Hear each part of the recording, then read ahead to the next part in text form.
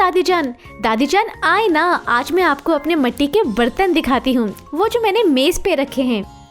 वो देखें दादी, मेरे मिट्टी के बर्तन। मीना बेटा शाबाश, ख्याल रखो ये गिरकर टूट ना जाए। तुम इन्हें एहतियात से फर्श के कोने पर सजा दो। राजू बेटा रुको, आहिस्ता भागो, अपने आप को संभालो। उफ, वही हुआ ना जिसका मुझे डर था, हो गई ना टक्कर। हाय हाय मेरी कट्टो, इसकी तो टांग पे बहुत भारी बर्तन गिरा है, लगता है इसे चोट लग गई है। मत रो मीना बेटा, हम हर होने वाली चीज़ को टाल नहीं सकते। थोड़ी सी एहतियात करके किसी हद तक इससे बच ज़रूर सकते हैं। खैर, अब हम सब ने ये सीख लिया है कि एहतियात करने से अपनी चीज़ों और अपने प्यारों की हिफाजत की जा सकती है। दादी जान, कट्टो ठीक तो हो जाएगी ना? वो जब जलजला आया था ना, वो मेरी सहेली है ना मरियम, उसके बकरी के पाँव पर भी ऐसी ही चोट लगी थी। मीना बेटा, कट्टो तो ठीक हो ही जाएगी, मगर मेरा ख्याल है कि अब तुम बच्चे इतने बड़े हो गए हो कि तुम्हें जलजले से होने वाले नुकसानात से बचने की अहम तदबीर बता दूं। चलो इन बातों को मिलकर सीखते हैं ताकि कुदरती आफात, खास तौर पर जलजले की तबाही से बचाव बेहतर तौर पर मुमकिन हो सके। राजू, सबसे पहले तुम अपनी अम्मी जान से कहो कि वो घर के अंदर दीवार और शेल्फ पर रखे बर्तन और घड़े एहतियात से नीचे रख दें, ताकि अगर खुदा न खास्ता जलजला आए तो गिरकर टूट न जाए और किसी को चोट न लगे।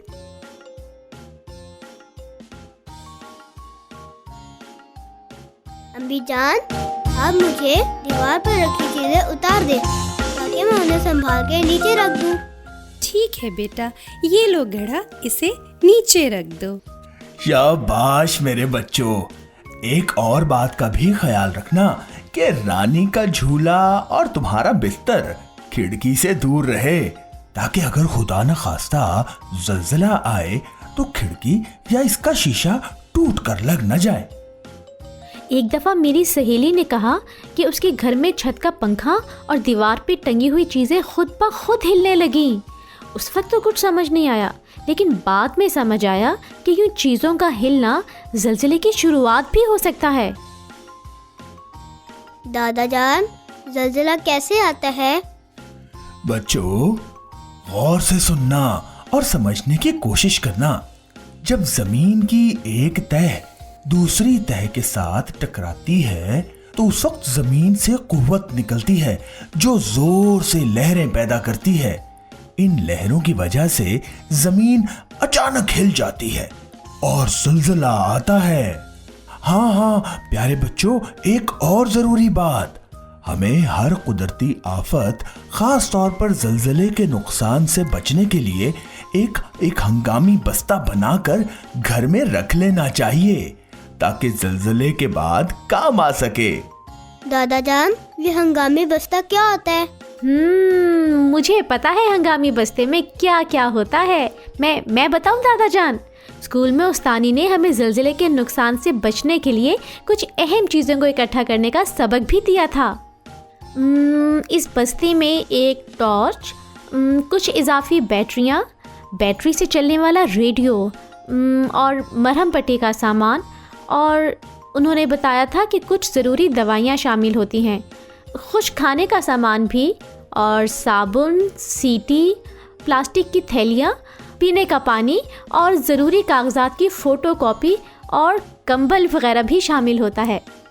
दादा जान, अगर जलजला शुरू हो जाए और ज़मीन के झटके महसूस होने लगे तो हमें क्या करना चाहिए? बेटा, तुमने बहुत ही अच्छा सवाल पूछा। बच्चों, एक आसान सी बात याद रखना, ऐसी सूरत में हरगिज मत घबराना और हिम्मत से काम लेना। अगर मुमकिन हो तो खुले आसमान के नीचे चले जाना बेहतर है, वरना अगर घर या किसी इमारत में हो तो नीचे बैठो, खुद को ढक लो और किसी मजबूत चीज को पकड़ लो। बच्चों, तुम ये सब बातें हमेशा याद रखना कि ज़लज़ले के वक्त अगर मुमकिन हो तो खुले आसमान के नीचे चले जाओ।